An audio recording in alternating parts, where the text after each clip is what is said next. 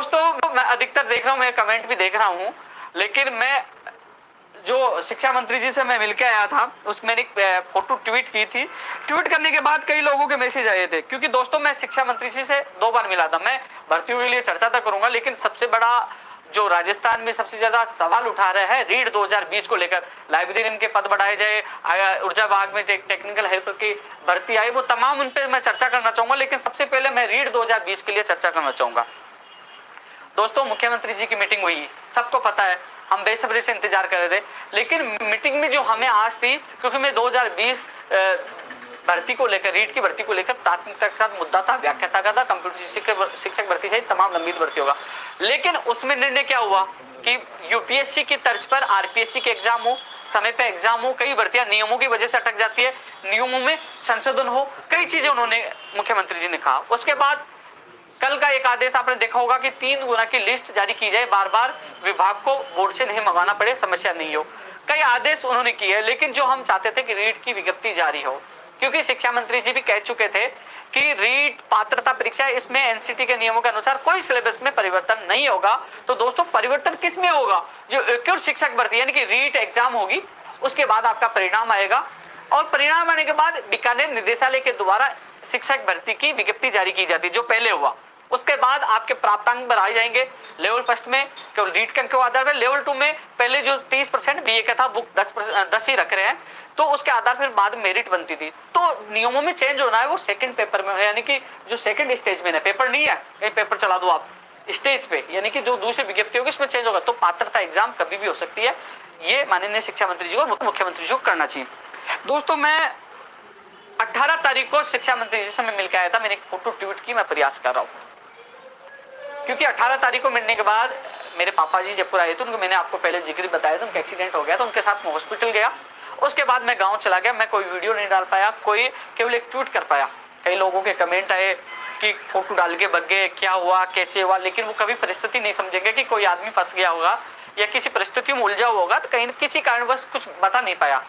लेकिन पता है ना कि हमें तो केवल न्यूज चाहिए। मैं मिल के आया। उसके बाद 21 तारीख को सुबह में संस्कृत विभाग के जो अभ्यर्थी थे, वरिष्ठ अध्यापक भर्ती 2018 के, उनके ज्वाइनिंग के लिए मैं डॉक्टर सुभाष गर्ग साहब जो मंत्री जी, उनसे मिला कि उनके जल्द से जल्द ज्वाइनिंग। उन्होंने कहा संस्कृत विभाग वरिष्ठ अध्यापक भर्ती के जो चयनित अभ्यर्थी 30 तारीख तक हम कार्य कर लेंगे, उसके बाद 10 अक्टूबर से पहले इनकी नियुक्ति प्रक्रिया के आदेश जारी कर देंगे, उन्होंने आश्वासन दिया। उसके बाद मैं खुद शिक्षा मंत्री जी से मिलकर आया, फोटो मैंने ली नहीं, न डाली, कम से कम 15-20 मिनट मैं शिक्षा मंत्री जी से आपकी भर्ती को लेकर जिक्र किया, चाहे रीट 2020 हो, 18 हो, 16, 17 हो। लेकिन मैंने उनको ये कहा कि साहब राजस्थान के बेरोजगार ये नहीं कहते कि हमारी एग्जाम जनवरी में, दिसंबर में या नवंबर में कराओ, वो कहते चाहे आप फरवरी में कराओ, चाहे मार्च में कराओ, चाहे अप्रैल में कराओ, कम से कम विज्ञप्ति जारी हो। पैटर्न जो 90-10 की चर्चाएं हैं सुनने में, कि मेरे को पता, मैंने भी आप लोगों को बताया था 90-10 के लिए गई है, लेकिन विश्वास कब होगा? जब वो होड़ लग जाएगी, जब सरकार की तरफ से आधिकारिक घोषणा हो जाएगी। तो कम से कम पैटर्न विज्ञप्ति जारी हो और परीक्षा तिथि का पता चले, लोग तैयारी कर सके। इसी चीज की मांग लोगों की सबसे बड़ी डिमांड है, यही हम कोशिश कर रहे थे। मैं खुद बात रख हूं, शिक्षा मंत्री जी का बयान यही था कि मैं इस बार ऐसी कोई घोषणा नहीं करूंगा, जो नियमों में संशोधन होना है, जो हमें भर्तियों में पारदर्शिता रखनी है, वो चीजें एक साथ करेंगे। कि क्या नियम बना रहे, क्या कर रहे, हम एक साथ ही सारी बातें डिस्क्लोज करेंगे। और उन्होंने कहा कि मुख्यमंत्री जी ही इसमें फाइनल फैसला लेंगे। तो मैं खुद उनके सामने मजबूती से बात रख के आया हूं। इसके अलावा सीएमओ में अधिकारियों को मैंने अवगत करवाया था। तो दोस्तों मेरा काम है आप लोगों की आवाज पहुंचाना। कई लोग सवाल करते हैं कि तारीख पे तारीख, यार मैं थोड़ी दे रहा हूँ, मैं तो कम से कम आपकी आवाज तो उठा रहा हूँ ना, कम से कम जाके आपकी बात तो रख रहा हूँ ना, क्योंकि कोरोना काल चल रहा है। हमने, आप लोगों ने, कई लोग जो ऑब्जेक्शन किया, बोले कि ये गलत है, ये है वो, तो मैंने उनको कहा ठीक है 2 तारीखों में इकट्ठा होंगे। अब 144 धारा लग चुकी है। जो लोग है, मेरा निवेदन उनसे ये कि जो कमेंट करते कम से कम आप आइए ना। मैं तो पहले कह चुका हूँ उपेंद्र यादव की, वो कुर्सी खाली है, आप आगे पीछे से आपका साथ देंगे, पता तो चले ना कैसे भागा जाता है, कैसे काम किया जाता है। अरे हम कम से कम प्रयास तो कर रहे हैं, हमारी आवाज तो उठ रही है ना।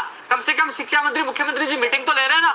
जो भी निर्णय हो रहे हैं, चाहे रीट का नहीं हुआ आज नहीं तो कल होगा, हम प्रयास कर रहे हैं, उसमें उपेंद्र यादव गलती नहीं। लेकिन जो 3 गुना सूची, जो अधिनियम बोर्ड का जो निर्णय हुआ है, वो शानदार निर्णय है। आरपीएससी में भी हम चाहते हैं कि पहले 1 गुना की लिस्ट जारी कर दी जाए प्राप्तांक मेरिट के आधार पर, और उन लोगों को जो दे दिया 2 गुना की बना के रख ली जाए, उसमें भी प्राप्तांक उनके दिखाए जाए, मेरिट क्रमांक दिखाए जाए, पूरी पारदर्शिता के साथ लिस्ट जारी हो, जिससे क्या है कि हर भर्ती में ऐसा हो। तो क्योंकि 3 गुना के लिए तो कह दिया, लेकिन इसमें थोड़ा सा संशोधन होना चाहिए कि मेरिट क्रमांक भी जारी होना चाहिए कि ये 300 लोगों की 3 गुना ये इनकी लिस्ट है, तो वो उनको पता चल जाएगी कितनी मेरिट वालों का चयन हो गया, फिर बाद में कौन सी लिस्ट आएगी, इसमें पारदर्शिता होनी चाहिए, प्राप्तांक के साथ मेरिट क्रमांक भी जारी होनी चाहिए। ये अच्छा निर्णय है। और जो दूसरा यूपीएससी की तर्ज पर राजस्थान की भर्तियों में आप लोगों ने जो मेरा लाइव देखा हो, मेरी डिबेट देखी हो मीडिया में, चिल्ला चिल्ला के मैं यही कह रहा था कि भर्तियों की मॉनिटरिंग हो, उसके बाद आपने देखा होगा हमारी प्रदेश में भर्तियों की मॉनिटरिंग हो रही है। मेरी डिबेट उठा के देखिए, चिल्ला चिल्ला के मैं कहता था कि यूपीएससी की तर्ज पर राजस्थान की भर्तियों में यहाँ की परीक्षा प्रणाली मजबूत होनी चाहिए। लोग कहेंगे, बहुत लोग आएंगे कॉपी पेस्ट वाले, श्रेय लेने वाले, लेकिन वो डिबेट, वो लाइव, वो सब वो पहले किए, वो कभी डिलीट नहीं होती है। चिल्ला चिल्ला के हम आवाज उठाते थे, हमारी आवाज सरकार तक पहुंची है, माननीय मुख्यमंत्री जी ने अधिकारी को निर्देश दिए, लेकिन निर्देश की पालना भी होनी चाहिए। 3 सितंबर को मुख्यमंत्री जी ने ऋण शिक्षक भर्ती 2018 की लेवल 1 और 2 की एक और सूची निकालने, एलडीसी भर्ती 2018 के पद जो कम किए गए उनकी सूची निकालने, और जो बाहरी राज्यों के लिए निर्देश दिए थे, अभी तीनों पे अधिकारी ने कोई भी काम स्टार्ट नहीं किया, आज लटके पड़े हैं। हालांकि इस संदर्भ में मैं खुद आज सचिवालय में खुद जाके आया हूं, लेकिन इसमें भी मैं चर्चा करूंगा। उससे पहले मैं और चीजों पे चर्चा करना चाहूंगा। इसलिए दोस्तों, मैं शिक्षा मंत्री से मिलके गया था, तो उस दिन 17 तारीख को 18 तारीख को मैं फोटो डाल पाया था, हॉस्पिटल था, घर चला गया था, उसके बाद नहीं डाल पाया था। इसके बाद मैं 21 तारीख को मिला हूं, उन्होंने कहा कि हम कोई भी कमी नहीं छोड़ना चाहते, इस बार जो भी हो गए एक साथ सारे नियम बनेंगे, सारी चीजें स्पष्ट करेंगे, कब एग्जाम होगी, क्या नियम होगा, किसको लिया जाए, ये चीजें उन्होंने कहा, और मुख्यमंत्री जी ही इसमें अंतिम फैसला लेंगे। तो दोस्तों, मैंने बात माननीय मुख्यमंत्री तक और शिक्षा मंत्री तक पहुंचाई है। रही बात, कई लोग घर पे बैठे बैठे अरे भाई आंदोलन कर ले, अरे भाई आंदोलन कहाँ करेंगे, 144 लगी है, कहाँ कर सकते हो आप, कहाँ कर सकते हैं। कई कह रहे हैं कि बेरोजगार दिवस मनाओ, भैया आपने राष्ट्रीय बेरोजगार दिवस मना दिया, क्या मोदी जी हट गए क्या? अब राज्य बेरोजगार दिवस मना दो, क्या जिसके खिलाफ गए वो हट जाएगा क्या? अरे हमें क्या करना है, कैसे करना है, हमें एकजुट रहना, कब आवाज उठानी है, हम सब मिलकर उठाएंगे ना। 2 तारीख को इकट्ठे नहीं हो जयपुर में, क्या मैंने आपकी आवाज नहीं उठाई?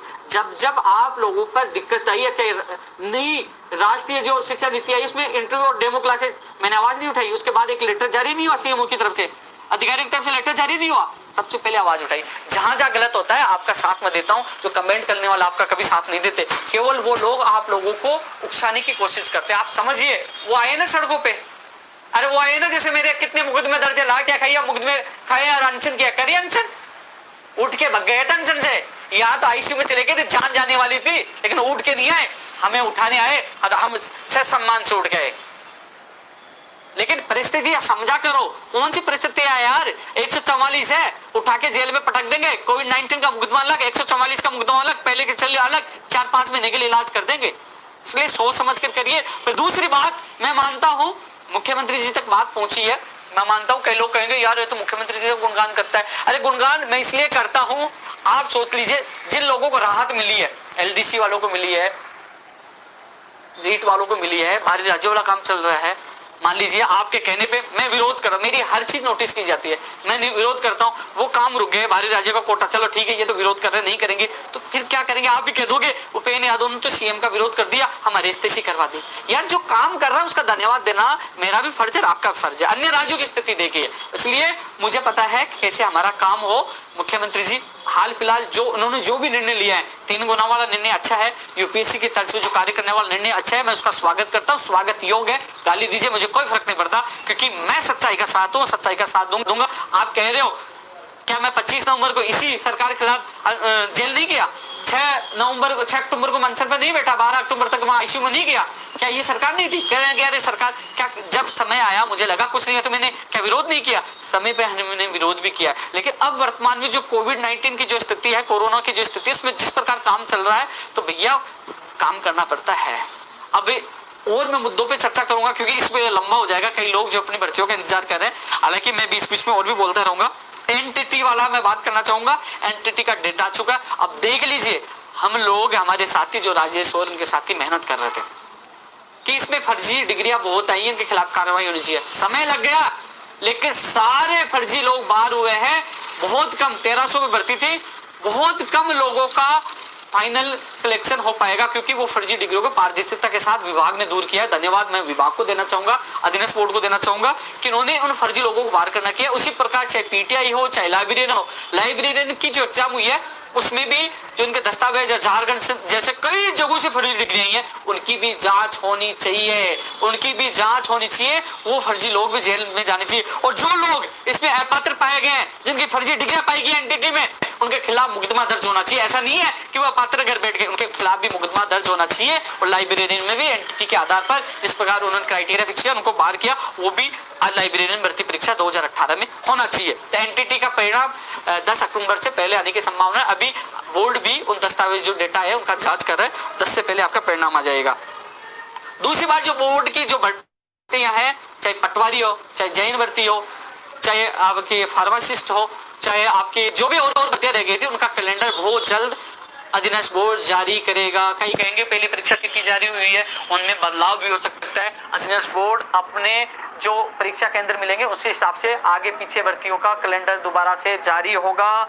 जो लोग, एक चीज निकल के आई थी कल परसों मैं देख रहा था, फार्मासिस्ट को लेकर कई लोगों ने मेरे नाम से फर्जी न्यूज डाली। उपेंद्र यादव जी ने कहा एग्जाम नहीं होगी, फाइल ली, वो भ्रामक प्रचार था, किसी अपवाद ने मेरे नाम से गलती से डाली थी। मैंने कोई मैसेज नहीं डाला। आज जरूर मैं अधीनस्थ बोर्ड के सचिव साहब से मैं मिलकर आया था, कई भर्तियों को लेकर आज जरूर मिलकर आया था। उन्होंने यही कहा कि जल्द ही इन भर्तियों का कैलेंडर जारी होगा, तो सब लोग कैलेंडर का इंतजार करें, आपकी भर्तियों की तिथि दोबारा से आएगी। इसके अलावा प्रयोगशाला सहायक जो 134 कृषि प्रेक्षक है, उनकी लिस्ट की भी मैंने उनके सामने बात रखी है, उनकी लिस्ट भी जल्द से जल्द जारी हो। कनिष्ठ अनुदेशक भर्ती 2016 के लिए उन्होंने कहा है कि इस महीने में उसका फाइनल परिणाम जारी हो जाएगा। मेरे साथ उनके अभ्यर्थी एक डेलीगेशन में मैं साथ लेके गया था, उनके सामने इस कोरोना काल में भी मैंने अभ्यर्थियों के साथ जाकर उनकी बात रख के आया था, तो उन्होंने सचिव साहब ने कहा था इस महीने में इनका परिणाम आ जाएगा कनिष्ठ अनुदेशक के लिए। दोस्तों, मैंने रीड 2020 के लिए चर्चा कर ली है, प्रयास कर रहे हैं, अभी भी कर रहे हैं। मैंने बात यह तक पूछी है कि राजस्थान के बेरोजगार ये नहीं कह रहे कि हमारी एग्जाम जनवरी में कराओ, फरवरी में कराओ, वो चाहे आप मार्च में करवाइए, अप्रैल में करवाइए, मई में करवाइए, कम से कम उनका कैलेंडर जारी हो, कम से कम उनकी पदों की स्थिति स्पष्ट हो, पदों की संख्या भी बढ़ाई जाए, किस विषय में कितने पद है, पैटर्न क्या होगा, सारी चीजों की स्थिति स्पष्ट हो, जिससे वो बेरोजगार घर बैठे तैयारी कर सके। क्योंकि आप एग्जाम की तिथि नहीं तो 1 महीने बाद करोगे, मान लीजिए आपको मार्च में करवानी है, 1 महीने बाद आप मार्च की घोषणा करोगे, तो आपने जो भर्तियां निकाली है उसका श्रेय नहीं जाएगा। बेरोजगारों में आक्रोश है, 11 लाख बेरोजगारों में बहुत ज्यादा निराशा छाई हुई है। मैंने निवेदन किया है, मैंने मुख्यमंत्री जी तक बात पहुंचाने की कोशिश किया और मैंने शिक्षा मंत्री जी से व्यक्तिगत मिलकर आपकी बात रखी है, लेकिन शिक्षा मंत्री जी का कहना था कि पूरे नियम बनाएंगे, हम पारदर्शिता के साथ भर्ती करना चाहते हैं। और अब की बार ऐसा नहीं कि हम तारीख देते, कुछ नहीं, हम चाहते हैं जो तारीख जारी हो उसी पे एग्जाम हो, और उसी के साथ हम जो तारीख जारी करेंगे, जो उसी के साथ हम परीक्षा पैटर्न और विज्ञप्ति की डेट भी घोषणा कर देंगे। ये शिक्षा मंत्री जी ने मुझे 21 तारीख को आश्वासन दिया था, जो आपको बता रहा हूँ। लोग कहेंगे कि आश्वासन भैया बात है, मैं तो आपकी बात रख सकता हूँ, घर से निकलकर आपकी बात रखने का काम किया है, लेकिन समय आने पर 2 तारीख आपकी आवाज उठाई, लेकिन परिस्थितियां विपरीत है, समझिए। इसके अलावा दोस्तों, कई लोग कह रहे हैं, कई परिस्थितियां हमारे सामने आती है, हमारे जो पहले हमारे साथी थे, मेरे थे, चलो मेरे तो मुकदमे दर्ज है, कई लोगों का राजस्थान पुलिस में नंबर आ गया है। एक रामजी लाल चौधरी है, जिसका उदाहरण दे रहा हूँ, भाई माधोपुर का रहने वाला है, राजस्थान पुलिस में ज्वाइनिंग कर ली और उसको कुछ समय बाद उसको निकाल दिया गया, बोले कि आपके मुकदमा दर्ज है।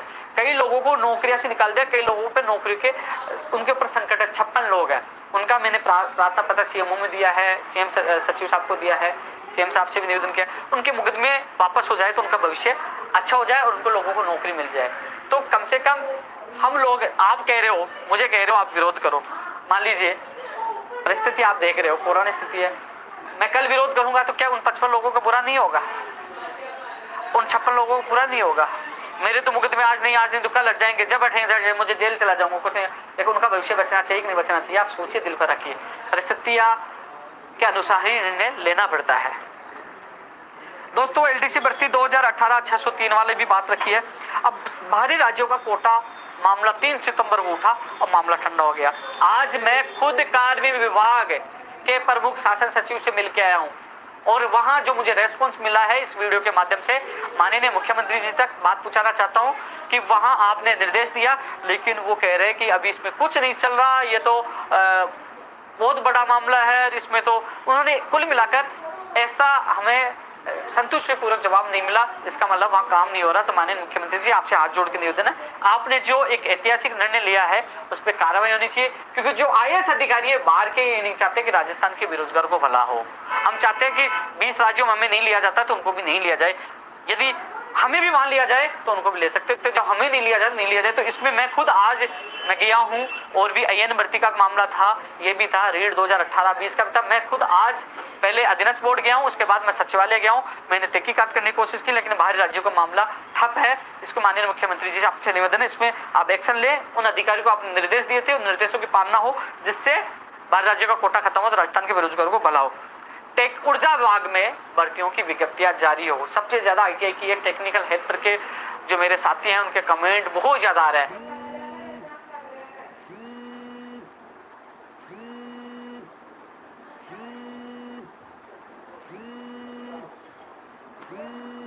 मैं मानता हूं आपकी विज्ञप्ति जारी हो, और ये भी बीच में ये संकट घेरा जाता है कि निजीकरण ना हो जाए।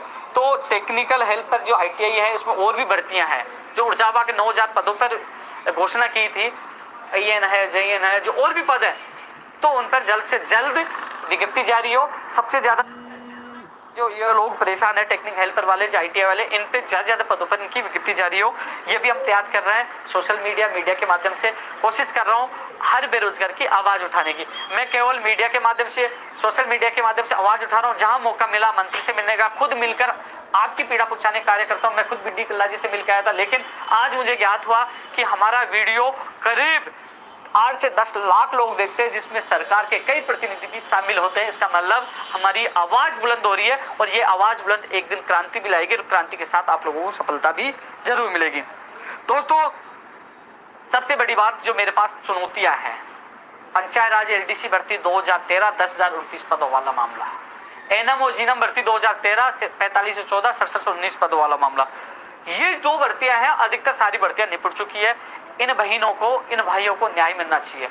उन लोगों से मैं मिला था, आज भी कोरोना काल में लोग यहाँ MLA क्वार्टर पे सो रहे, अपनी आवाज उठा रहे हैं। चाहे इनके मेरे साथी तमाम लोग हैं, उन लोगों को विश्वास दिलाना चाहूंगा, आपका भाई आपके साथ रहेगा, आपकी आवाज बुलंद करेगा।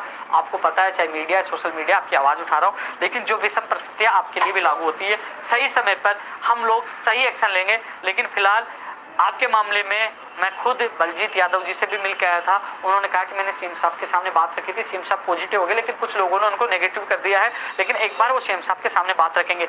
मैं भी कोशिश कर रहा हूँ कि माननीय मुख्यमंत्री जी मुझे समय मिले, समय नहीं मिल रहा, मैं भी कोशिश कर रहा हूँ समय मिले जिससे मैं आपकी बात रखूँ। मुझे दोनों भर्तियों के पद, आपकी पीड़ा, आपके आंसू सब याद है, मुझे सब याद है। लेकिन जिस दिन मौका मिलेगा मैं आपकी बात मजबूती से रखूंगा। मोटर वाहन उपनिरीक्षक में अक्टूबर में आपकी अभ्यर्थना अधीनस्थ बोर्ड चली जाएगी। आपका काम नियम संशोधन होने वाला काम चल रहा है। कौन सा? इंटरव्यू वाला। इंटरव्यू लागू नहीं होगा। अक्टूबर में अधीनस्थ बोर्ड में मोटर वाहन उपनिरीक्षक की विज्ञप्ति पहुंच जाएगी। दोस्तों, नई स्कूल व्याख्याता भर्ती 2018 में 14% वाली, ये बात मैंने रखी है, दोबारा रखूंगा। इसके अभ्यर्थी मुझे मिले, एक मैं लेटर जरूर जारी कर दूंगा। जो EWS MBC के जो पद कम किए गए थे, वो पद 700 पद बढ़ाए जाए। इन लोगों को मौका मिले स्कूल व्याख्याता में, तो मैं आपके साथ हूँ, आपके अभियान में साथ हूँ। ये बढ़ाया जाए। रीट वेटेज 90-10 रहेगा, मैंने आप लोगों को पहले भी कह ही दिया था। अब सूचना सहायक भर्ती 2013 और कनिष्ठ लेखाकार भर्ती 2013 सिस्टम में इतना खत्म है। 2013 में 4 से 5-6 बार परिणाम आया था। 2013 कनिष्ठ सहायक का, सूचना सहायक जिसकी वेटिंग जारी हो चुकी है। बड़े श्रम की बात है इन अधिकारियों के लिए। आज फिर चिल्ला के मैं कहता हूं कि अधिकारियों की जिम्मेदारी तय की जाए कि ये भर्ती करवा रहे, आपकी गलती होगी तो आपको सजा होगी, इनको जेल में डाला जाए। कौन गलती करते हैं, इनके खिलाफ कार्रवाई क्यों नहीं होती? एक बेरोजगार गलती कर देगा ना, तो उसको नौकरी से रोक लेंगे, उसके खिलाफ मुकदमा दर्ज कर देंगे। लेकिन ये निठल्ले जो 2013 में गड़बड़ी करने वाले थे, मैं आज के अधिकारी को लिए नहीं कह रहा हूं, आज वाले भी कुछ लोग हैं, कुछ बहुत अच्छे ईमानदार है, लेकिन जो निठल्ले जिन्होंने 1998 में गड़बड़ी की, जो 1998 शिक्षक आज बैठे हैं, 2004 की भर्ती में, 2006 की भर्ती में, वो निठल्ले, उन लोगों ने कई लोगों का भविष्य खराब करने की कोशिश की थी। उनके खिलाफ कार्रवाई होनी चाहिए। नियम आना चाहिए कि अधिकारियों के खिलाफ कार्रवाई का नियम हो, जो गलती करे वही सजा। सूचना सहायक भर्ती 2013 के और जूनियर अकाउंटेंट 2013 के अभ्यर्थी इंतजार करें। 1000 से ज्यादा पदों पर 2013 और सूचना सहायक पदों पर और एक सूची जारी होने वाली, इनकी सूची जारी होनी चाहिए। दोस्तों, एक चीज और बता दूं, मैं नई कंप्यूटर शिक्षा भर्ती के लिए लोग इंतजार कर रहे हैं। स्कूल व्याख्याता का इंतजार कर रहे हैं। दोस्तों इस पे केवल माननीय मुख्यमंत्री जी को फैसला लेना है रीट इन पे।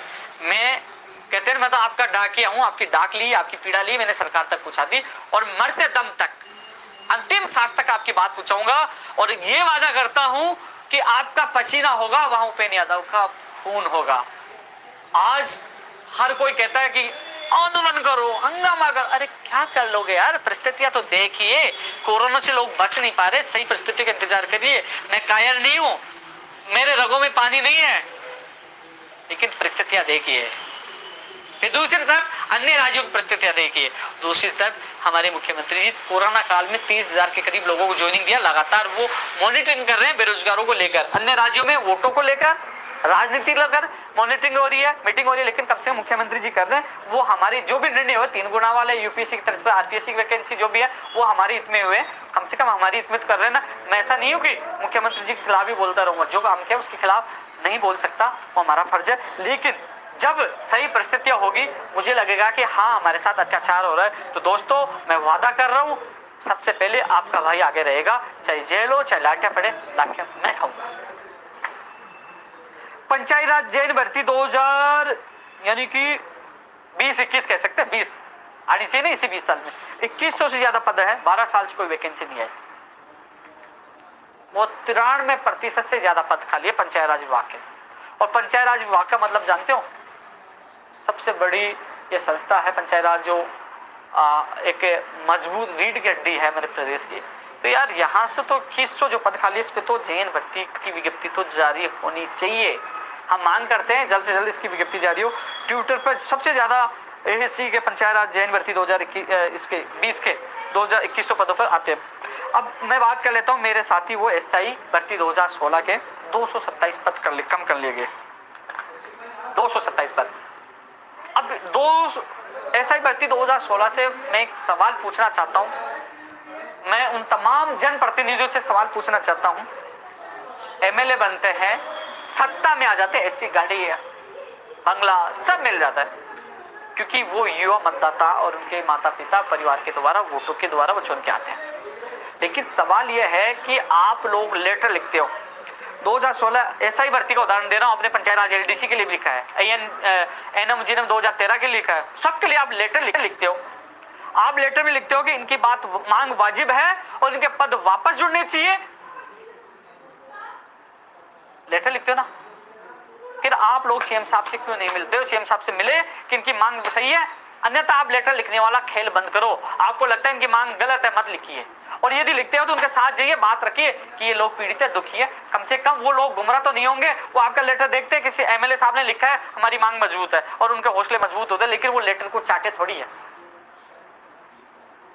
इसलिए 2016 एसआई के लिए कई एमएलए ने लेटर लिखा है, कम से कम उनकी बात सीएम साहब तक पहुंचाई। मैंने भी इनकी बात पूछी, मैं इनके प्रतिनिधि मंडल को सीएमओ में इनके मुलाकात करवा के लाया था, इनकी बात वहां तक पहुंचाई थी। मेरा फर्ज है आपकी बात पूछे, बात पूछाने का काम किया था। और जहां तक होगी मैं कोशिश ये करता हूं, क्योंकि लगातार आप लोग मेरे से मिलते हो, आपका ज्ञापन कई चीज में आपकी पीड़ा देखता हूं, मैं इतना कर सकता हूं, कोशिश करता हूं किसी भी अधिकारी से आपकी बात पूछे और आपको न्याय मिले।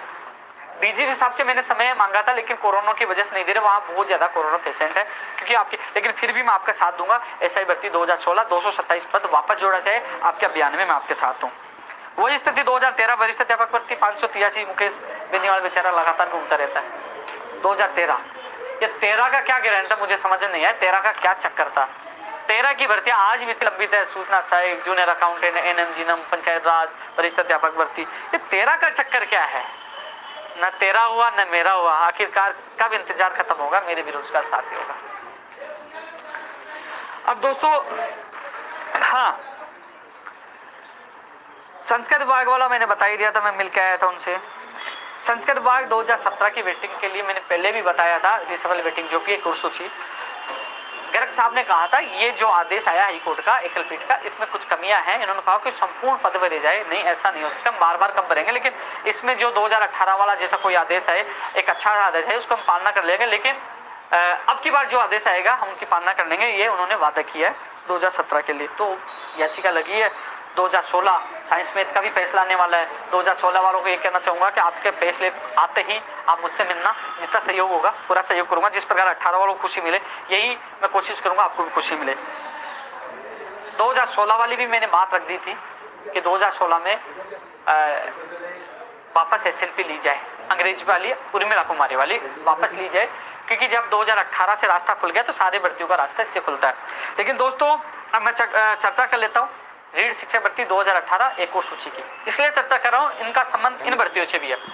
आज मैं डिप्टी सेक्रेटरी एजुकेशन से मैं खुद मिलके आया था, तो उन्होंने कहा कि हमने फाइल जो है कार्य विभाग में भेजा है। मैंने कहा कार्य विभाग का तो कोई मतलब ही नहीं होता, जब सीएम साहब ने फैसला ले लिया है, हाई कोर्ट का आदेश है, तो उन्होंने ये कहा कि जो रूल्स जो 6 महीने वाला था कि 6 महीने से ज्यादा दिन हो गए थे तो इसलिए हम एक और सूची नहीं निकाल सकते, तो उस नियम में हम बदलाव कर रहे हैं। तो दोस्तों इस नियम में बदलाव होता है, मान लीजिए 6 महीना उस सर्कुलर को वापस लेते हैं, बदलाव होता है, तो दोस्तों उर्मिला कुमारी वाले केस में भी फायदा होगा और चाहे 2017 वाले केस में फायदा होगा। 16 महीने की वो सर्कुलर हो जाता है, वापस हो जाता है, राजस्थान की तमाम जो भर्तियां जिसमें 6 महीने वाला जो लागू है, तो सबका फायदा होगा। यानी कि 2016 उर्मिला कुमारी वाली भर्ती का भी रास्ता उससे खुल जाएगा। मैं खुद आज मिलकर आया हूँ, 2018 वाले के लिए गया था, तो उन्होंने यही कहा कि हमने कार्यविभाग को लिखा। उसके बाद मैं प्रमुख शासन सचिव कार्यविभाग से मैं खुद मिलकर आया हूँ, वहां भी मैंने बाहरी राज्य वाला, AN भर्ती वाला, ये तीनों चीज रखी। AN भर्ती वाले में थोड़ा समय लग रहा है क्योंकि वो जो मैंने आपको बताई थी प्रक्रिया, यानी कि अक्टूबर में ही आपका परिणाम आ पाएगा। उसके लिए भी हम सबको मिलकर दबाव बनाना होगा क्योंकि फाइलें घूमती रहती है, एक दिन का काम 5 दिन में वो फाइलें अटक जाती है, इसके लिए हमें पीछा पड़ना होगा। मैं खुद आज आप लोगों के लिए मिलकर आया था कार्य विभाग के प्रमुख शासन सचिव से, आपके AN भर्ती के लिए, आपके इसके बाहरी राज्य का कोटा के लिए और रीट वाले के मामले के लिए। तो उन्होंने कहा कि हम जल्द से जल्द ओपिनियन शिक्षा विभाग को दे देंगे रीट के लिए। तो दोस्तों ये मुझे डिप्टी एजुकेशन सेक्रेटरी ने बताया कि हम लोग वहां से उनको फाइल भेजिए, वो रूल्स में बदलाव करें, तो वो सर्कुलर वापस होता है। तो ऐसे में मुझे रूल्स में बदलाव के लिए कहा कि वहां से कुछ चेंज हो रहा है, तो ऐसे में वो चेंज होता है, तो उसके बाद इन भर्तियों का भी रास्ता खुल जाएगा। जितना प्रयास हुआ मैं कर रहा हूँ, अध्यक्ष बोर्ड भी गया था, सचिवालय भी गया था, उसके बाद आपके बीच लाइव भी आ रहा हूँ। कई लोग हालांकि लाइव आने, कई लोग मुझे मैसेज करते हैं भैया आप लाइव आते हैं तो हमें अच्छा लगता है। तो दोस्त मुझे भी लाइव आने से मुझे बहुत बुरा लगता है यार, कौन 1 घंटे बोलेगा, लेकिन मैं इसलिए लाइव आता हूँ कि कम से कम कई लोगों को संतुष्टि मिले। कई लोगों का जैसे दिनेश बोर्ड में जाके आया हूँ, जो आप लोगों को बताया कि क्या कहा उन्होंने, जैसे मैं सचिवालय जाके आया हूँ, हर चीज आपको अपडेट दे रहा हूँ जिससे आप लोगों को घर बैठे आप लोगों को संतुष्टि मिल सके, हाँ हमारे लिए कोई कुछ कर रहा है, हमारी भर्ती में क्या चल रहा है। तो रीट 2018 के एक और सूची के लिए मैंने शिक्षा मंत्री जी की भी बात रखी थी, लेकिन उनकी तरफ से एक ही बात आती है कि आपने कहा था कि हमारी सूची का आदेश हो जाए, उसके बाद आप हमें ज्वाइनिंग अपने हिसाब से दे देना। तो दोस्तों वो कह रहे हैं कि मैं जल्दी ही अधिकारी से बात करके, क्योंकि फाइल शिक्षा मंत्री जी तक भी जाएगी, तो कह रहे हैं कि जल्दी इस मामले में आपकी सूची करवाने की पूरी कोशिश करेंगे। बीकानेर में, हाँ इसके अलावा एक चीज और निकल के आगे दिमाग में निकल गई थी, अब अचानक याद आई कि कल 11:30 बजे एजुकेशन के जो अधिकारी हैं अपने सचिवालय के, इसके अलावा बीकानेर के अधिकारियों की 11:30 बजे नई रीट शिक्षक भर्ती को लेकर मीटिंग प्रस्तावित है। उसमें रीट 2018, 16 और 17 को लेकर भी जिक्र किया जाएगा।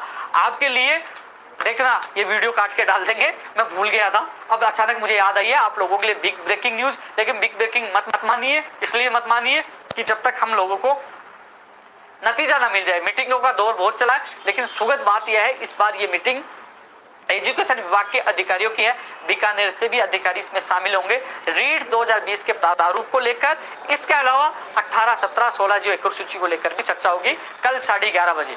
एक बार फिर कह दूं, कल 11:30 बजे सचिवालय में एजुकेशन विभाग की मीटिंग है जिसमें बीकानेर के अधिकारी भी शामिल होंगे, क्योंकि मैं भूल गया था। यह अच्छी न्यूज है कि कई लोग 2018 वाले लगातार इंतजार कर रहे थे, 16 वाले इंतजार कर रहे थे, और रीट 2020 वाले, विशेषकर रीट 2020 ये तो एडिशनल है, जो 16, 17, 18 वाले थे एडिशनल चर्चा है। मेन मीटिंग 2020 को लेकर जो रीट है शिक्षा भर्ती उसको लेकर कल मीटिंग है सचिवालय में 11:30 बजे प्रस्तावित है। प्रस्तावित इसलिए बोलता हूँ, पिछली बार मैंने बोला कि 17 तारीख को मुख्यमंत्री जी की मीटिंग है, अचानक मीटिंग कैंसिल हो गई, तो प्रस्तावित जब हो जाएगी मान लेंगे, लेकिन मीटिंग कल 11:30 बजे प्रस्तावित है रीट 2020, 16, 17, 18 को लेकर। कल का मीटिंग का भी इंतजार करिए, कल अच्छा हो। ये चीज भी मैं भूल गया था, ये चीज सबसे पहले बताना चाहिए, लेकिन कई लोग रीट की न्यूज सुनने के बाद मैं नीचे आ गया था ना, वो चले गए होंगे, लेकिन ये पूछ जाएगा उन तक, मैसेज उन तक पहुंचा दीजिए। दोस्तों जो स्थिति में बता रहा था ना, जूनियर अकाउंटेंट और सूचना था, वही राजस्थान पुलिस 2018 के 1600 से ज्यादा पद खाली है, उनकी एक और सूची भी जारी होनी चाहिए। ये भी वो लोग प्रयास कर रहे हैं, मैं भी प्रयास कर रहा हूँ। 3 गुना वाली मैंने बता दिया, मेरिट प्राप्तांक की पारदर्शिता होनी चाहिए। लाइब्रेरियन वाला बता दिया, इसमें वास्तव में डिग्रियों की जांच होनी है वो भी, क्योंकि दोस्तों कल या परसों मुझे पीटीआई के वो अभ्यर्थी मिलकर गए, उन्होंने मुझे कुछ दस्तावेज दिए, कुछ मैंने आरटीआई के माध्यम से मांगे हैं, कुछ मेरे पास आने वाले हैं, क्योंकि प्रेस कॉन्फ्रेंस जब मीडिया के सामने, जब एसओजी के सामने और माननीय मुख्यमंत्री जी के सामने हम तथ्य रखें तो हमारे पास तथ्य सत्यात्मक होने चाहिए और मजबूत होने चाहिए। उसी के वजह से मैं धीरे धीरे सारे तथ्य जुटा रहा हूँ। किसी अभ्यर्थी को पता है कि पड़ोसी फर्जी डिग्री से लगा है, फर्जी प्रमाण पत्र से लगा है, फर्जी दिव्यांग पत्र से लगा है, तो मुझे अपने सबूत मुझे दे, उसके खिलाफ हम अभियान छेड़ेंगे, उनके खिलाफ हम लड़ाई लड़ेंगे, वो जेल जाएंगे और नए लोगों को मौका मिलेगा। उसकी मैं कोशिश कर रहा हूँ। कुछ सबूत मुझे मिले हैं, मेरे पास है, कुछ सबूत आपके पास है तो मुझे पूछे, मेरे कार्यालय में सीधा मुझे दीजिए। एक हनुमानगढ़ से थे, पीटीआई के मामले, वो कह रहे कि मुझे धमकी देने लग गए कि आप है ना इस मामले मत बोलिए, तो उनको कहा भाई उपेंद्र यादव का नाम बता दीजिए, मेरे नाम बता दीजिए, आपको गोली चलानी है तो मेरे सीने पे चलाइए, उपेंद्र यादव डरेगा नहीं है, जान हथेली पे लेके चलता है, लेकिन फर्जियों का पीछा नहीं छोड़ेंगे। धीरे धीरे उनकी कुंडली बन रही है, वो कुंडली के बाद वो एसओजी को देंगे, मुख्यमंत्री जी को देंगे, प्रेस कॉन्फ्रेंस होगी, मीडिया जनता के सामने भी लेके आएंगे। इसके अलावा दोस्तों लाइब्रेरी में पद बढ़ाए जाए ये मांग कर रहे हैं। वास्तव पुस्तकालय अध्यक्ष भर्ती कई 2018 की है, पद बहुत खाली है, इसमें पद बढ़ाए जाए। लगातार लोगों के मैसेज आ रहे हैं कि पद बढ़ाए जाए, मैं आपके साथ हूँ। कर्ची प्रेक्षक के 134 पद खाली है। प्रयोगशाला सहायक की भी एक और सूची जारी हो, इसके मामले में आज सचिव साहब को अवगत करा दिया, बोले इस मामले में हम जल्दी कार्रवाई करेंगे, जल्दी सूची जारी होगी। आरएस भर्ती 2020 की विज्ञप्ति जारी हो, ग्राम सेवक की विज्ञप्ति जारी हो, जो नई भर्तियों के इंतजार कर रहे हैं, ग्राम सेवक का आरएस भर्ती 2020, वन रक्षक, वनपाल, फायरमैन, डीएलबी की जो और भर्ती है 500-700 पदों पर अभ्यर्थना अधिनियम बोर्ड में पहुंची है, तो उसमें फायरमैन और भी पद है डीएलबी की, इनकी विज्ञप्ति जल्द से जल्द जारी हो। तमाम भर्तियों की विज्ञप्ति जल्द से जल्द जारी हो, चाहे टेक्निकल हेल्पर हो, चाहे फर्स्ट ग्रेड हो, स्कूल लेक्चरर हो, कंप्यूटर शिक्षक, स्कूल व्याख्याता, इसके अलावा PTI first grade, second grade, third grade, उनकी विज्ञप्ति जारी हो। ऊर्जा बाकी वो भी है। कई लोग मांग कर रहे हैं कि जयन भर्ती में डिप्लोमा वालों को शामिल किया जाए, एमए के आधार पर रीट वालों को शामिल, एमए के आधार पर बीएड करें उनको शामिल किया। लगातार लोगों की मांग मुझसे मिल रही है। अभी कुछ चीज़ें मैंने देख लिया, कुछ भूल जाऊं तो मुझे पता है गाली जरूर मिलेगी, लेकिन मेरा फर्ज मैं निभाऊंगा, कोशिश करता हूँ, एक बार जांच लेता हूँ, उसके बाद मैं कमेंट जरूर देखूंगा। कल 11:30 बजे का ध्यान रखना। आयुर्वेद नर्सिंग भर्ती 2013 के 1005 पदों को उनको भी न्याय मिले, उनकी भी पद वापस जोड़े, उनकी एक और सूची जारी हो। बिल्कुल दोस्तों, फिर एक ठाला आदमी मैं ही हूँ जो सचिवालय, अधिनियम बोर्ड, शिक्षा विभाग, मंत्रियों के, मुख्यमंत्री जी के, सीएमओ हम चक्कर काटते रहे, लेकिन फिर भी उन लोगों के मान सम्मान के लिए, जो लोग आप मुझे मान सम्मान प्यार देते हैं ना, इसलिए मैं सोचता हूँ कि चल आज पता नहीं कल कौन ठपका जाए, कम किसी के काम तो आएंगे। पता है मुझे, ये भी पता है मुझे जान को खतरा है, पहले भी धमकियां मिली थी, मुकदमा दर्ज करवाया था, कोई काम नहीं है, पुलिस ने कोई कार्रवाई नहीं की, लेकिन फिर भी इन फर्जियों के खिलाफ मेरी कार्रवाई जारी रहेगी। स्कूल लेक्चरर की मांग करी थी मैंने, एक बार मैं मोबाइल में देख लेता हूँ, कोई कमेंट आ रहा है क्या स्पेशल? कोई मैं पास में आ गया यार, दिख नहीं रहा, भूल जाता हूँ कई बार यार, इतना बोलना पड़ता है ना सब लोगों की बात। लेकिन दोस्तों एक चीज ये जरूर है कि जितनी कोशिश होती है मैं दिल से कोशिश करता हूँ, कभी किसी बेरोजगार के साथ राजनीति नहीं करता। आज भी मैं लोगों से बेरोजगार संघ कार्यालय मिलता हूँ, आज भी मिला, उठा उनके साथ, अधिनियम बोर्ड गया, उनको मिलाया, फिर मैं सचिवालय गया, अधिकारियों से मिला, और फिर बीच में अब आपके बीच में लगातार कोशिश करता हूँ कि किसी न किसी को खुशी मिले। नहीं, कभी झूठ नहीं बोलना, जो है सच हो, क्योंकि ट्रोल आप लोगों को कमेंट आते, कई लोग नाराज भी होते हैं, उनकी पीड़ा मैं समझता हूँ यार, बेरोजगारी कितनी बुरी चीज है, दर्द समझता हूँ मैं। और दूसरी बात, एक चीज और कहना भूल गया था, कई लोगों ने नहीं देखा होगा, मैंने कल एक ट्वीट किया था सोनू सूद को टैग करते हुए, उनसे हेल्प मांगी थी कि ये पिक्चर देखें जो मैंने दास्ता बेरोजगार फिल्म बनाई थी ना। जिन लोगों ने देखी उनका कमेंट पढ़िए, कई लोग कह रहे कि ये मेरी कहानी है, कई लोग कह रहे कि मुझे तो रोना आ गया, कई लोग कह रहे वास्तविक घटना है, कई लोग कह रहे कि मुख्यमंत्री जी और सरकार को देखना चाहिए, इन नेताओं को देखना चाहिए। वास्तव वो दास्ता बेरोजगार फिल्म जो मैंने पेज पे डाली, यूट्यूब चैनल पे डाली, देखना एक बार। वो मैं फिल्म का प्रचार नहीं कर रहा, वो वास्तविक घटना उन नेताओं को दिखाओ, एमएलए को दिखाइए कि देखिए कैसे बेरोजगार की स्थिति, उसमें सच्चाई दिखाई गई है कि कैसे बेरोजगार कर्जा लेकर तैयारी करता है, कैसे वो गिरवी अपना मकान रख देता है, कैसे वो उसको कर्जा लेने वाला परेशान करता है, कैसे किसान आत्महत्या कर लेता है, कैसे भर्ती कोर्ट में अटक जाती है, कैसे वकील और कोर्ट के चक्कर काटते हैं, कैसे लोग पागल हो जाते हैं, कैसे लोगों की सगाई हो जाती है रिजल्ट आने के बाद, और कैसे सगाइयां टूट जाती है। सारी हकीकत इस पिक्चर में दिखाई गई है। और ये मैं चाहता हूं कि हिंदुस्तान में ऐसी पिक्चर बने नेताओं को जगाने के लिए कि सिस्टम में कितना बुरा हो रहा है। मुझे एक सवाल पूछा गया था चैनल के माध्यम से एक डिबेट में कि बेरोजगार उसके पीछे क्यों भग रहे हैं, सरकारी नौकरी के पीछे क्यों भग रहे हैं। मैं एक उदाहरण देना चाहूंगा। एक परिवार में 10 लोग होते हैं। कितने लोग होते हैं? 10 लोग होते हैं एक परिवार में। अब ये लोग तैयारी कर रहे हैं, कोई पटवारी, कोई ग्राम सेवक, अलग अलग तैयारी कर रहे हैं। सब लोग कर रहे हैं। घर वाले उनको ज्यादा 2 साल या 3 साल तैयारी करवाएंगे, करते थे 2 साल 3 साल। अब उन्होंने एग्जाम दे ली, उनका नंबर नहीं आया। फिर घर वाले क्या करते हैं, यार इसमें 8 लोग तो पढ़ने में कमजोर है, 8 लोगों को काम लगा देते हैं कि भैया तू खेती कर, तू चाय की दुकान कर, तू कुछ कर। उनको प्राइवेट जॉब में लगा देते हैं। ये लोग खुद ही चले जाते हैं कि यार हमारा खर्चा घर वाले नहीं उठा सकते। 2 लोग बच्चे घर वाले देखते हैं ये छोरे दोनों पढ़ने में होशियार है, कहने की ये नौकरी लग जाएंगे तो हमारा परिवार का लालन पोषण हो जाएगा। इन 2 लोगों का नंबर आ जाता है, रीट में आ जाता है, पटवारी में आ जाता है, आरएस में आ जाता है।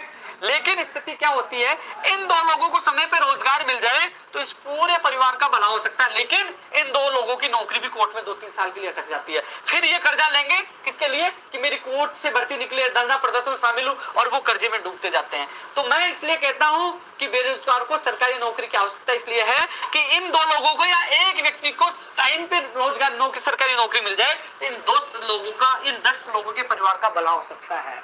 ये 8 लोग अपनी मर्जी से प्राइवेट जॉब में चले, घर वाले भेज देते हैं कि नहीं कितने दिन क्या करेगा, तैयारी तू जॉब कर, प्राइवेट जॉब कर लेता है। ये नहीं कहते ना कि प्राइवेट पे ध्यान दो, अरे ये खुद ही चले जाते हैं, खुद चाय बनाते हैं, खुद सब कुछ करते हैं।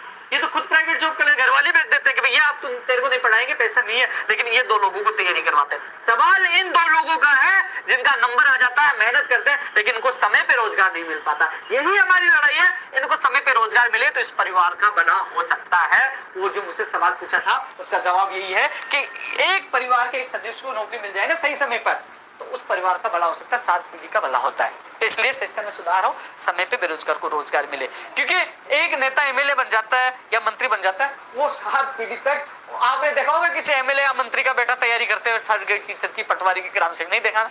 जरूरत ही नहीं है। जरूरत तो हम जैसे किसान के बेटे, हम जैसे लोग गरीब परिवार को है, वो तैयारी करते हैं। उनका पूरा परिवार इंतजार करता है कि हमारे बेटे को नौकरी कब मिलेगी। लड़ाई है सत्यता की, लड़ाई है समय पे रोजगार मिले। जब समय पे चुनाव हो सकते हैं, समय पे परिणाम आ सकते हैं, समय पे शपथ ले सकते हैं, समय पे बन सकता है, तो बेरोजगार को समय पे रोजगार क्यों नहीं, ये सबसे बड़ा सवाल है। और अब मूर्ख नहीं बना सकते। हमारे देश के और प्रदेश के युवा जाग चुके हैं। मैं स्पष्ट कहना चाहूंगा कि अब लोग ये मूर्ख नहीं बनेंगे। ये अपने आप में एमएलए है, अपने आप में मंत्री है, अपने आप में जागरूक है। ये आने वाले समय पर सबको जवाब देंगे। दोस्तों, मैं लाइव में आने का उद्देश्य ये आप लोगों को जगाता रहा हूं।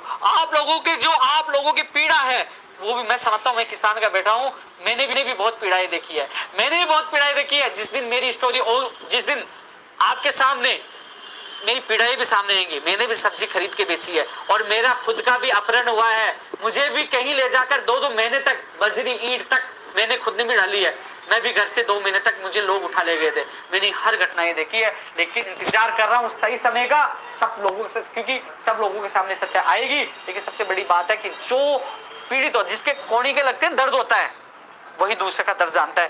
किसान का बेटा हूं, मैंने हर दर्द देखा है, इसलिए हर व्यक्ति का दर्द जानता हूं। उनके लिए सब कुछ सुनकर भी मैं तैयार रहता हूं। हाँ, जो लोग कमेंट करते हैं कि बहुत कम लोग हैं, तो उनसे निवेदन करना चाहूंगा कि मैं कुछ दिन मुझे कह दीजिए, कोई नहीं आता, चुप बैठ जाइए, हम करेंगे। आइए, आपका स्वागत है, करके तो देखिए। आप आंदोलन करिए, प्रदर्शन करिए, अनशन करिए, आपका स्वागत है। स्पष्ट कह रहा हूँ, आप आइए। आपसे पीछे खड़ा होकर कहूंगा, नेताजी, अध्यक्ष जी, आप काम करिए, मेरे बेरोजगारों को न्याय मिलना चाहिए। मेरा उद्देश्य है सिस्टम में सुधार हो, बाहर राज्य का कोटा कम हो, अधिकारियों की जिम्मेदारी तय हो, समय पे वैकेंसी निकले, समय पे बेरोजगार को रोजगार मिले, समय पे परिणाम आए और समय पे बेरोजगार के सपने पूरे हो। क्योंकि ये सपने एक बेरोजगार के नहीं, उसके पूरे परिवार के सपने होते हैं। वो सपने समय पे पूरे होने चाहिए। इसलिए दोस्तों, हम सब मिलकर इस सिस्टम के खिलाफ एक बड़ी लड़ाई लड़ रहे हैं।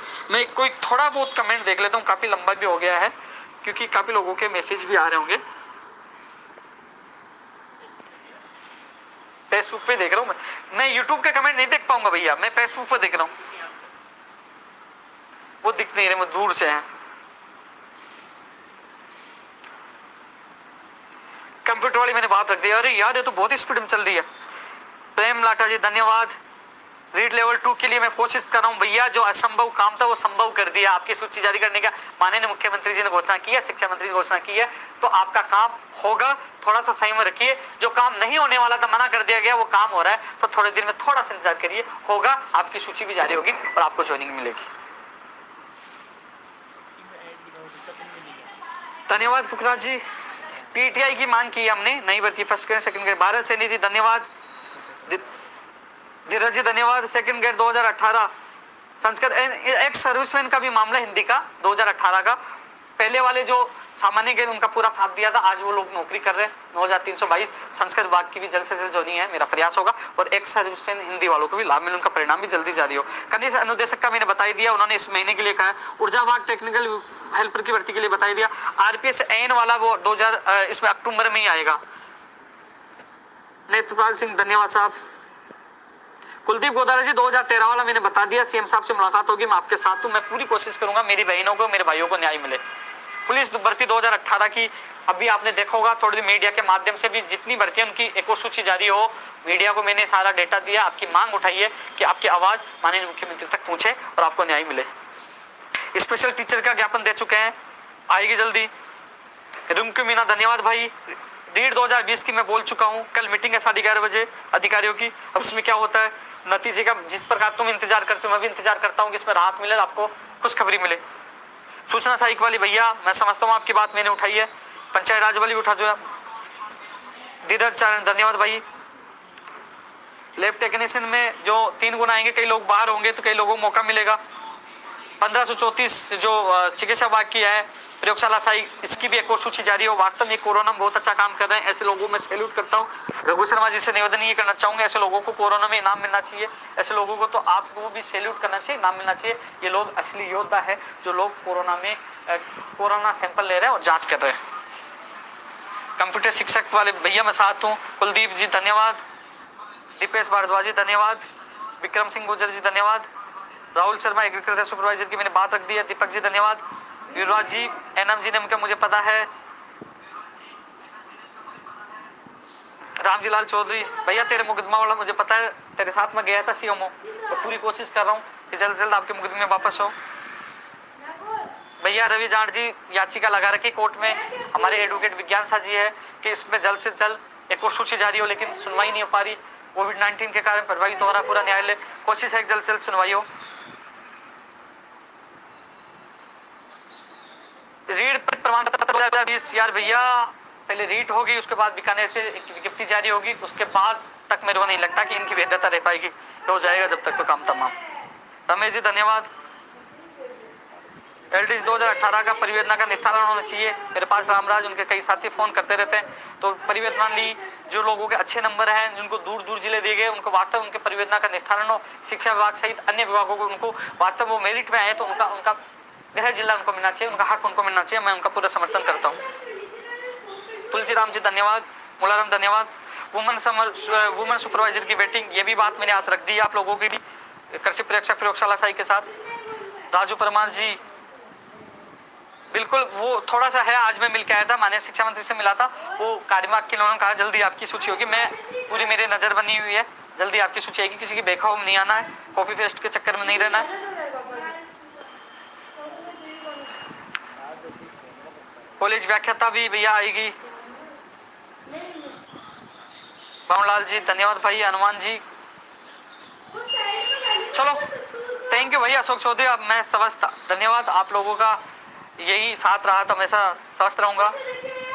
सेकंड ग्रेड और फर्स्ट ग्रेड की भर्ती पूरी कोशिश करें आप लोगों की भर्ती आए।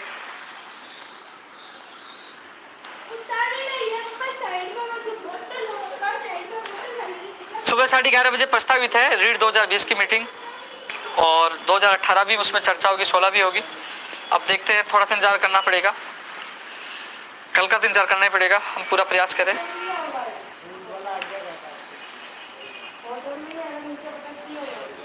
वही कमेंट आ रहे दोस्तों। लास्ट में इतने लोग आप लोगों से ये कहना चाहूंगा, आपके भाई के न हौसले न जज्बा कमजोर हुआ है, चाहे फर्जी डिग्री वाले हो जो चैलेंज देते हैं, किसी के बाप से नहीं डरता, जिसमें दम है जैसे आ जाए, सच के लिए लड़ाई जारी है और जारी रहेगी। और आपसे वादा किया था वो वादा भी निभाऊंगा। जहां अन्याय होगा आपका भाई बोलेगा, चाहे मेरी जान चली जाए पीछे नहीं हटूंगा, जहां आपका पसीना होगा वहां आपके भाई का खून होगा। जय हिंद, जय भारत।